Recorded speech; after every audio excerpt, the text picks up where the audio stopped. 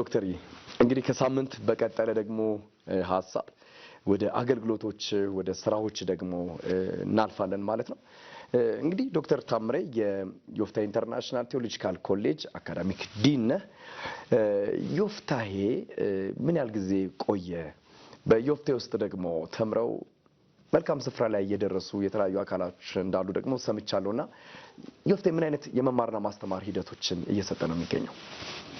እንግዲህ ዮፍታሔን በተመለከተ ባለፈው በተነጋገርነው ጉዳይ ላይ በተለይ ትምህርት ቤትን በተመለከተ ከናቹራል ሳይንስ ወደ ሶሻል ሳይንስ ዳይቨርት ሳደርግ ሌሎች ትምህርቶችንም እየተማርኩ ያለው መንፈሳዊ ትምህርትም ወደ ኢቲሲም እንደገና ደግሞ የስነ መለኮት በቤቴ የመጀመሪያ ተመራቂ ነኝ። በነገራችን ላይ 11 ነበር ቢሮ ነበር የምንፈተነው። በኋላ በ10,000 ወደ መሆን መጣ። ሌላ ደግሞ ዝቅ ብሎና ብርሃን ትምህርት ቤቶች በእንግሊዝኛና በአማርኛ መካነ ኢየሱስ የሚያስተምረውን ትምህርት ነበረ እና ብቻ የዛ ጊዜ እንደዚህ አይነት ነገሮችን እንደዚህ እያደገ መጥቶ ዮፍታሔ ትምህርት ቤቱ የተመሰረተው ዶክተር ሰጠኝ በሚባል ሰው ነበር የተጀመረው በ2002 ዓመተ ምህረት በእኛ አቆጣጠር። ከዛ በኋላ እስቲ እዛ ትምህርት ቤትም ልማር እኔም በሚል ሄድኩኝ። ከዛ በኋላ ያው ጥሩ ጊዜ ነበረ፣ ጥሩ ነገር ነበር። በኋላ ሰውየው በአመቱ ትንሽ ቆይቶ ትምህርት ቤቱን ለቆ ለመሄድ ሲያስብ እኔና አሁን አለው ዶክተር ኃይሌ ወንድሜ ጋራ ተረከቡኝ የሚል ነገር መጣ። ያው የሚያስፈልገውን ነገር እንትን ብለን ኮሌጁን ተረከብን። ከተረከብን በኋላ ብዙ ጣጣ ውስጥ ገብተን ነበር እና አስፈላጊ አይደለም። ግን ዞሮ ከተረከብን በኋላ ትምህርት ቤቱ እያደገ ደግሞ ኢንተግሬትድ የሆነ ትምህርት ስለምናስተምር ምንድነው የአካዳሚክ እናስተምራለን፣ መንፈሳዊ ይሄ ዓላማ ስላለው ነው። እኛ ጋር የፕሮቴስታንት ካቶሊክ ኦርቶዶክስ ሳንል ሁሉንም እንቀበል ነበር። ዓላማ አለን፣ አጀንዳ አለን። ያ ሰው ሲመጣ ከገብርኤልም ቢሆን ክርስቲያን መሆኑን አጽፎ መምጣት አለበት። ከሚካኤልም ቢሆን ካለው አድባራ ደብር የሚያመልክበት ከዛ ሲመጣ የምናስሞላው ፎርም አለ።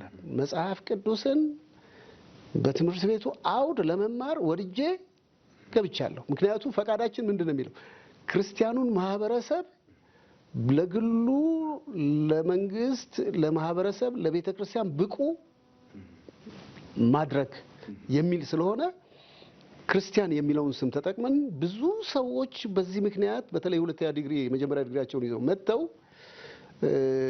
አሁን ስሙን አልጠቅስም የመጀመሪያው ፓትርያርክ ጸሐፊ ድረስ የደረሰ ሰው ቆም ይዞ እዛ እኛ ጋር ተምሮ ተመርቋል። እና እነዚህን ሰዎች ስንቀበል በጣም ብዙ ሰው ወደ ጌታ መጥቷል። አገልጋዮች ይሆኑ አሉ። ቆይተው ነው መጥተው ይነግሩን እግዚአብሔር ይመስገን ብለው እና ይሄ ኮሌጅ ከዛ በኋላ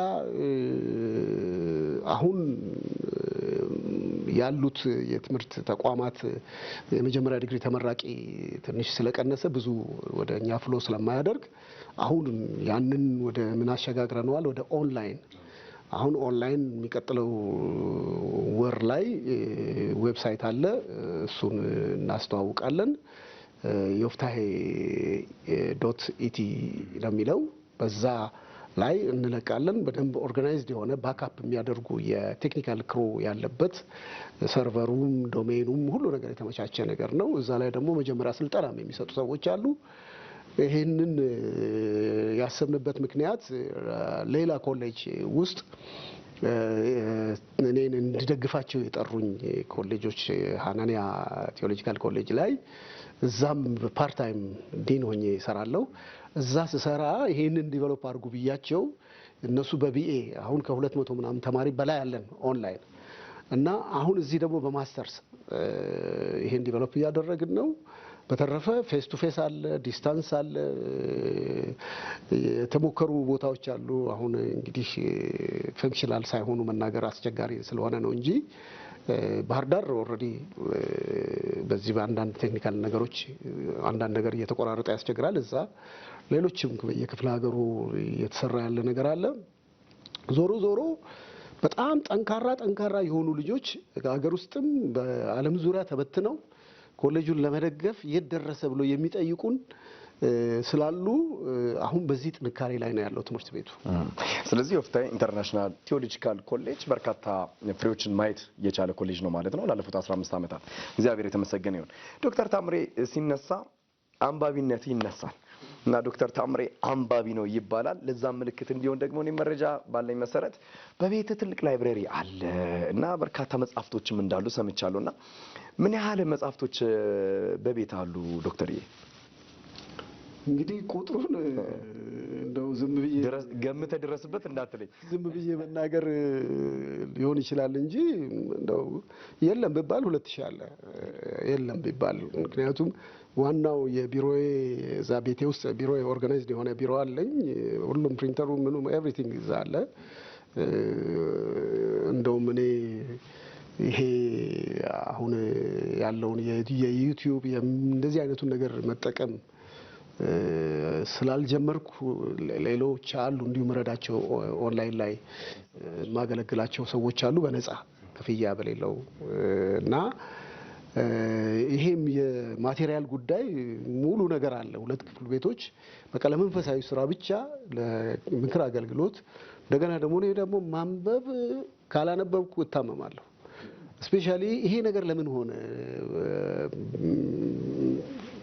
ለሚለው መልስ እግዚአብሔርን አንድ ነገር ጠየቁት ዛሬ 35 ዓመት ገደማ። ምክንያቱም በመሃል ላይ ድካም ነበረ፣ መንፈሳዊ ድካም ነበረ። በኋላ ላነሳው ይችላል ይሄን እና እግዚአብሔርን ተንበርክኬ አንድ ነገር ለምንሃለሁ አልኩት። ገንዘብ አይደለም ፈልገው፣ ሌላ ማቴሪያል አይደለም ፈልገው፣ ሁሉ ነገር አሳይተኛል። የቃልህን ረሃብ በእኔ ውስጥ አስቀምጥ ብዬ እግዚአብሔርን ጠየቁት። ከዛ በኋላ በቃ ምንም ረፍት የሌለኝ ሰው እግዚአብሔር አደረገኝ። ለሊት አይደለም ቀን አይደለም። አሁን ስፔሻሊ ምንም የማይዋሽበት ነገር በሳምንት ውስጥ 2 ቀን ለቤተሰብ የምሰጠው እሱም 5 ሰዓት ነው የምገባው። አለበለዚያ እስከ ሌሊቱ 9 ሰዓት ቢሮ ነኝ ያለሁት። ታነባለህ፣ ታጠናለህ? አነባለሁ፣ አጠናለሁ። ሌሎች የሚያስፈልግ እኔ ታምራት ሞቲ ትላንትና ባገኘኝ ነገር እንዲያገኘኝ አልፈልግም። ዛሬ አዲስ ነገር ይዤ መምጣት ነው የምፈልገው። ለተማሪዎችም እንደዚህ ነው መሆን የምፈልገው። ለቤተሰቤ አሁን ቤተሰብ በየሳምንቱ ይሰበሰባሉ ኤቭሪ ዊክ እና ለነሱ አስተምራለሁ። ቤቴ ደግሞ እንትን አለ ሆም ሴል ባይብል ስተዲ አለ። እሱም ፕሮግራም አለ። ለነሱም አዲስ ነገር እፈልጋለሁ። ቸርች ውስጥ ሆም ሴል ሊደሮች አሉ። እነዛ ሊደሮችም ጋር እኔን ይጠብቃሉ እና ለነሱም አዲስ ነገር መናገር እፈልጋለሁ። ተማሪዎችም እንደዚህ ፈልጋለሁ።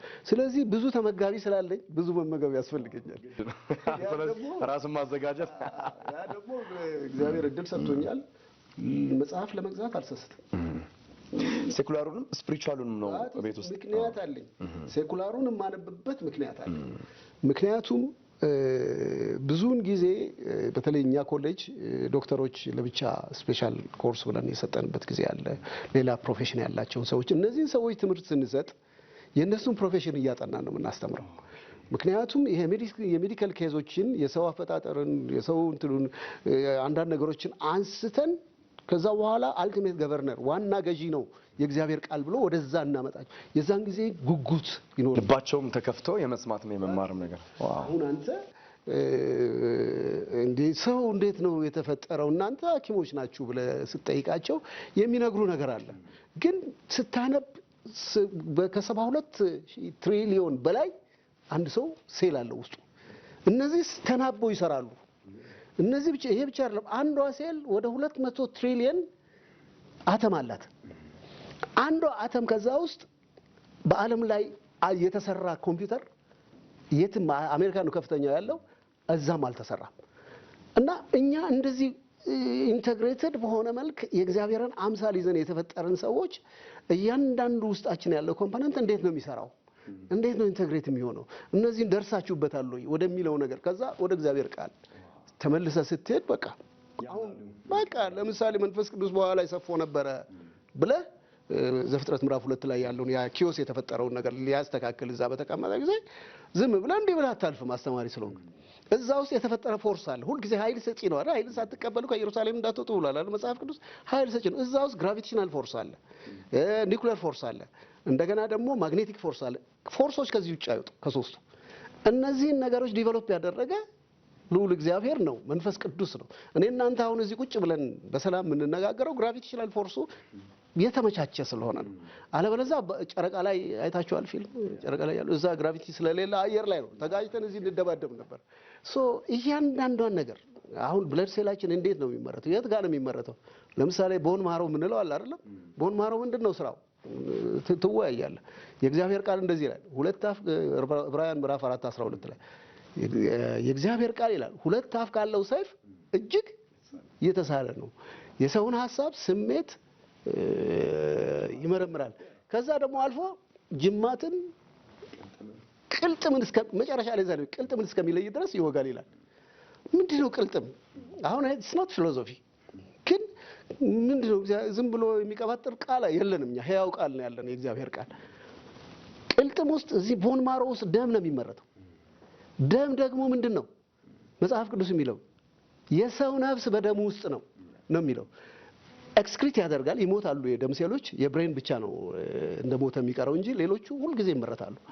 እነዚህ የሚመረቱ የደም ሴሎች ምንድነው የሚሆኑት? አዲስ ነፍስ ይዘው ነው የሚወጡት። ያ ነፍሳችንን ለማግኘት እግዚአብሔር በፈለገው መንገድ ይናገራል። ስለዚህ ባለሙያዎች በሙያቸው ስትናገር ዮፍታሔ እንዲህ ኢንተግሬት የሆነ ነገር ነው፣ ጠንከር ያለ ነገር ነው የምናስበው። አሁን ስለ ቴኔዥያ ስለ ምናምን ስለ ብዙ ነገር ስለ ክሎኒንግ ስለምን እናነሳለን። ይሄንን ስታነሳ እግዚአብሔርስ ምን ይላል፣ ቃሉስ ምን ይላል ብለህ ስትሄድ በቃ ለማንበብ ይጓጓሉ። ስለዚህ የማንበቡ ጥቅም ከነሱ ጋር አገናኝቶ ወደ እግዚአብሔር ቃል ለማምጣት መንገድ ነው። አሕዛብ ክርስቲያን ያልሆነ ዕውቀት ያለኝ ያለውን ሰው ቁጭ አድርገህ ታነጋገራለህ። ዩ ካን ቻሌንጅ። ከዛ በኋላ ለመመስከርም ይመቻል። እግዚአብሔር ቃል እኮ የሚለው እኮ ዕውቀት እኮ ሲል እኮ እዛን ጊዜ ሆሴ የተናገረ እኮ ሕዝቤ ዕውቀት ከማጣት የተነሳ ጠፍቷል እኮ ያለበት ምክንያት ኖት ኦንሊ የእሱን ቃል ብቻ አይደለም፣ እግዚአብሔር የፈጠረውን ፍጥረት እንዴት ነው ይሄ ዓለማት የተፈጠረው? እንዴት ነው በ360 ዲግሪ የሚሽከረከረው? የብርሃን ዓመት የሚባል 11 ዓመት አለ። አሁን ብዙ ሰው አያውቅም። የብርሃን ዓመት በ11 ዓመት ነው የሚለካው። እነዚህ ነገሮች እንዴት ነው እግዚአብሔር ኦርጋናይዝ ያደረገው? እና እነዚህን ነገሮች ውጪውን አይናችንን ከፍተን ካላየን የእግዚአብሔር ቃል ገዥነቱን ለማሳየት አቅም እናጣለን። የሚገርም ነው። እንግዲህ ከአንባቢ ሰው የሚጠበቀው ፋይናሊ ተኬዶ እሱም ለትውልድ የሚሆን የሚነበብ ነገር ማስቀመጡ ነው ይባላል። እንግዲህ የሚያነብሰው ይጽፋል፣ የሚያነብሰው ሰዎች እንዲያነቡ መንገድ ነው የሚሆነው። ኢንከሬጅ እያደረገ ይቀጥላል። ስለዚህ አንዳንድ ሰዎች ይጠይቃሉ ብዬ አስባለሁ። ቆይ ዶክተር ታምሬ ከ2000 በላይ እንግዲህ ላይብራሪ በቤት ውስጥ አለ፣ ያነባል። እንደገናም ደግሞ እንደዚህ የሚያደርግ ከሆነ እሱ እንዴት አልጻፈም፣ ሌላ መጽሐፍ ለምን አልተጨመረም እንዳይባል ዶክተር ታምሬ ደግሞ ይኸው ተፈቅዷልን የተሰኘ ደግሞ እንግዳ መጽሐፍ ይዞልን እየመጣ ነው። ይሄ ደግሞ ያው እኔ ጻፍቶችን ስለማበረታታ ደስ ብሎኛል። ተፈቅዷልን የሚለው በዶክተር ታምሬ ገብረ ጊዮርጊስ የተጻፈው መጽሐፍ ምን ላይ የሚያተኩር ነው? ተፈቅዷልን ምንድነው ዶክተር? መጀመሪያ ወደ ርዕሱ ከመግባቴ በፊት ይሄ መጽሐፍ ሐሳቡ የጀመረው 8 ዓመት ሆኖታል። የ8 ዓመት የፈጀ ተጨምቆ ኮንደንስድ ሆኖ ለሰው ቦሪንግ ሳይሆን ሳይሰለቸው እውነቱን እንዲያገኝ የተሰራ መጽሐፍ ነው እና ብዙ ጊዜ አሁን ያው በሩመር ነው፣ በግልጽ የሚናገር ሰው የለም ስለ መጠጥ ስፔሻሊ ብዙ ጊዜ ወጣቶችን ለመውቀስ ይሞከራል። ግን ትልልቆቹስ በአገልግሎት ላይ ያሉ ስፔሻሊ ያውቀናል በሚሉ ግን ሆሊ ስፒሪት ኮንቪክት ሲያደርግ በማይሰሙ ሰዎች ውጭ ያለውም ሰው እኛ ብቻ አይደለም እግዚአብሔር አምሳል፣ ሁሉም የእግዚአብሔር አምሳል ነው። እግዚአብሔር እኮ የእግዚአብሔር አምሳል ስለሆንን እኮ ነው ደሆል ይሄ ምንድነው ኮመን ግሬስ የሰጠው። ኮመን ግሬስ ብለን የምንለው ለምሳሌ አየር ይሄ በግድ ተገጥሞ አይደለም እንደ መብራት አይደለም የሚሸጠው፣ ለሁላችንም ይሄ በነፃ እንዲሆን የተሰጠን። ያንን ደግሞ አመቻችቶ 21% ኦክሲጅን 78% ናይትሮጅን 1% ሌሎች አድርጎ ከዛ ውስጥ መርጠን እንድናሸት ደግሞ አፍንጫችንን አበጀ እግዚአብሔር። ሳይንስ አልሰራውም አጠናው እንጂ።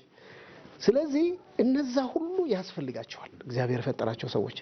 ስለዚህ አሁን እዚህ መጽሐፍ የሚያተኩረው ጀነራሊ መነሻው እኔ ውጪ እያለሁ በጣም እታመም ነበር እና አልኮል ውሰድ እባላለሁ። እኔ የነበርኩበት ሳይቤሪያ አካባቢ ነው እና እዛ አካባቢ ለወታደሩም ይታዘዛል አልኮል እና እምቢ ብዬ የመጣው ጨክኜ። እዚህ ከመጣው በኋላ በቃ እየባሰብኝ ሲሄድ አንድ ቀን መርካቶ ዋንዛ ካፌቴሪያ ታውቀዋለህ ብዬ እገምታለሁ። መሀል ያለ ትልቅ ፎቅ ላይ ያለ ነው። እና ገባሁና ለምንድን ነው እስቲ ምን ያርገኝ ጸልዬ በጠጣ ሳልኩ እንግዲህ ጠለፋ አለ ከኋላ ገባሁና አንድ ድራፍት አዘዝኩና ክትፎ አዘዝኩና በልቼ አላውቅም ያመኛል። ግጥም አደረኩና ያቺን ግጥም ሳደረክ አገሳኝ ተስማማኝ። ለሙከራ ነው የጠጣኸው ወይንስ ምንድነው? ለሙከራ ብዬ ነው። እስቲ ያመኛል አያመኝም ደግሞ ጸልዬ እኮ ነው ጸልዮ መጠጥ የጠጣ አንተ ዶክተር ለብ አደረገኝና ደገምኩኝ አንድ ስወጣ ልክ በቃ ደረጃውን ስወርድ ኮንቪክት አደረገኝ መንፈስ ቅዱስ በቃ እና ማልቀስ ጀመርኩ። እንደ ትልቅ ሰው ነኝ መንገድ ላይ እንደ ሕፃን ልጅ እያለቀስኩ መኪና ላይ ያዝኩኝ በእግሬ ከመርካቶ እያለቀስኩ ገጃ ቃለ ሕይወት ደረስኩ። ከዛ ገባሁና ሲመጸለያ ቦታ አልኳቸው። ያው እኔ ልማዴ ነው ሁል ጊዜ ክራባት አስሬ እንደዚህ ነው የምሄደው። ያው ሽክ እንዳልክ ነው እሱ ግልጽ ነው። እና ይዛለትም እንደዛ ነው። ከዛ አንደርግራውንድ አለው የቃለ ሕይወት ገጃ አይተው እንደሆነ እዛ ግባና ጸልይ አሉኝ። ስካር ነው ያው ለቱ ጠጥቶ የማያውቅ ሰው በዛ በሱፍ እየተንከባለሁ ይመጣል ጸሎቱ። ግን ዶክተርዬ ማለት እንቅልፍ አይነው አሁን ለጸሎት ብለ ያለቅሶ የምን እንቅልፍ ነው በቃ ተነክታል ማለት ነው። በጣም ማለቅስ ከዛ ተንከባለሁ ምናልኩ። ግን የሚገርም ነገር አንድ የማነው አትንካ እንጂ ለመውጣት ያለው ፍዳ ብዙ ጊዜ ተጎዳው። ብዙ እና እግዚአብሔር በቃ ሲል የእግዚአብሔር ቃል በቃ ሲል ስታደርግ በቃ እርፍ አልኩ። ከዛ ጋራ ተያይዞ ፋሚሊ ውስጥም ሌላ ህመም መጣ ማለት ለ13 አመት ነው ፍሪኩዌንሲው የተለያየ እንጂ በቃ ሳይታወቅ አሁን ግልጽ ስለሆነ ነው የምናገረው በአደባባይ። እና ይሄ ነገር እንግዲህ አሁን በነገራችን ላይ አሁን ጌታን ካገኘው 51ኛ አመቴ ነው። ተው እንጂ። አዎ የምር ነው። አዎ 51ኛ አመቴ ነው። ዶክተር ያንተ ራስ 50 ሞልቷል እንዴ? እንዲህ ሽልምልም ብለህ ራሱ በሞገስ ነው። እና ይሄ መሀከል ላይ ያለው ይሄ ወጣ ገባ የነበረው ህይወት እግዚአብሔር በምክንያት ከመለሰው በኋላ በቃ ሁሉ ጊዜ ያሰላስላሉ። ሰው ተጎድቷል። ይሄ መጠጥ ተሰውሮ በግልጽም ተጎድቷል። ይሄን ጉዳት እንዴት ነው የማደርገው ብዬ ስል መጽሐፉ ላይ ያስቀመጥኩ ነገር አለ። አንድ ወዳጆቼ ጋር ቁጭ ብለን ስናወራ ያው እንደ ቢጠጣ ምን አለበት የሚል ነገር ከቤተ ክርስቲያን ሰዎች ስሰማ ቤቴ ገብቼ በእውኑ ለክርስቲያን አልኮል መጠጥ ተፈቅዷልን ብዬ ነው የጻፍኩት የመጀመሪያው ሐሳቤ። ከዛ በኋላ በስዕል ያው እንደተነጋገርነው ብዙ ነገር አንስቻለሁኝ እና ከዛስ እንዴት ነው መሆን ያለበት? ለሁሉም ሰው መድረስ አለበት። እንትን የለ ይሄ ጠበብ ብለን እንደው ቤታችን ያለው ኢንተርቴይንመንት ትንሽ ይውጣ የሚል ነገር ስላለኝ የመጀመሪያው አልኮል ምንድነው ነው አልኮል መጠጥ ምንድነው የሚለው ነው። እና እዛ ላይ ሳይንሳዊ የሆኑ ትንታኔዎች አሉ። ከኤታኖል ጀምሮ ሌሎች ሰብስታንሶች አሉ አይሶቶፕስ ምናምን የሚባሉ እነሱን በሙሉ ይዘረዝራል ሳይንሱ። ከዛ በኋላ እዛ ውስጥ ደግሞ ያለው ምንን እንደሚነካ የትኛውን አካሎቻችን ውስጥ ገብቶ እንደሚመጣ ከዛ WHO ደግሞ ምንድነው ያለው ዓለም የጤና ድርጅት እና እነዚህ ነገሮች ሰውነታችን ውስጥ ኤክሰስ በፍጹም አይፈቅድም WHO እንግዲህ ሴኩላሩ ዓለም ማለት ነው። እና ሰውነታችን የትኛው አካል እንዴት እንደሚጎዳና ከዛ መጨረሻ ላይ ይሄን ሁሉ ከተዘረዘረ በኋላ መፍትሄውስ በሕክምናው እንዴት ነው ምን አይነት መድኃኒቶች ያስፈልጋሉ የሚለውም አለበት። ከዛ እንደገና ደግሞ ምክርስ ከየት ነው የሚገኘው? ባለሙያዎች የት ይገኛሉ? ይሄንን ሳይንሱን በደንብ ለሰዎች አእምሮ ምግቡን ከወሰደ በኋላ ጉዳቱ በጣም ኢንቴንሲቭ ነው። ከዛ በኋላ ሁለተኛው ነገር ወደ መፍትሄው ካመጣ በኋላ በዚህኛው እግዚአብሔር በሰጠ ጥበብ የሚገኝ መፍትሄ ካመጣ በኋላ የእግዚአብሔር ቃልስ ምን ይላል ስለ አልኮል መጠጥ? እና በወይን ነው የሚጀምረው። እና በዛ ዘመን የነበረው ወይን ምን አይነት ነው? በሐዋርያው ጳውሎስ እያሰበብን ትንሽ ጠጣ የምትለዋን ነገርስ እንዴት ነው የተጠቀምነው? ከዛ በዛ ዘመን ደግሞ ሰዎች ኮንቲኒየስሊ ነው የሚጠጡት። በብሉይ ኪዳን ዘመን ሁሉም እንደውም የእግዚአብሔር ቃል እዛ ውስጥ አስቀምጨዋለሁ። እንደውም እርግማን ወይን ከሌለ እርግማን እንደሆነ ነው ለእስራኤል የሚናገረው። ለምንድን ነው ያለው?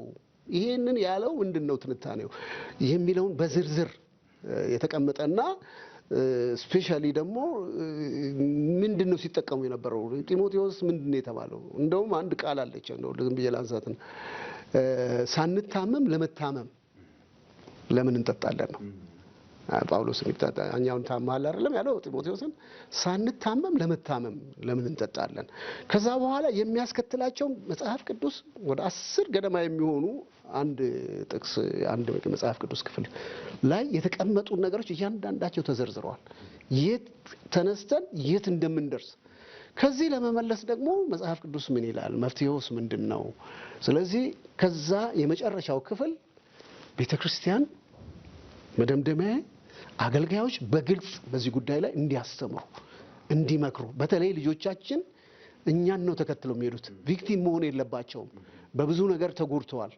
የተጎዱት ደግሞ ባለማስተማራችን ነው ባለመምከራችን ነው ቤታችን ሳንሰራ ውጭ ያለውን እኔ ብዙ ጊዜ መድረክ ሲሰጡኝ ምንድነው ምለው ያው ሰፈሬ ያለው ሙሉ ወንጌል ውስጥ ስሰብክ እኔ ቤቴ ሬሳ አስተኝቼ እዚህ ሙታንን ተነሱ አይደለም ነው ምለው ምክንያቱም ያው መንፈሳዊ ህይወቱ የሞተ ሰው ስለዚህ ቤቴ ያለውን መጀመሪያ ቤታችን እናጽዳ ነው ምለው ስለዚህ ያንዳንዱ እግዚአብሔር እድል የሰጠው አገልጋይ ሊያስተምር ሊመክር ከዛ ደግሞ ባለፈ ደግሞ ይሄንን መጽሐፍ በእጁ አስገብቶ እንዲያነብ ብዙዎች ከመነሳሳታቸው የተነሳ የሚቀጥለው ጊዜ እግዚአብሔር ቢፈቅድ በጀርመንኛና በእንግሊዝኛ ተተርጉሞ ስራ ላይ ይውላል የሚል እምነት አለኝ ጌታ ይረዳናል እግዚአብሔር ይባረክ ዶክተር በጣም የሚደንቅ ነው ተፈቅዷልን ለአማኙ ቤተሰብ ነው በብዛት እንግዲህ ይሄ ትኩረት ተደርጎ የተጻፈው በዶክተር ታምሬ ማለት ነው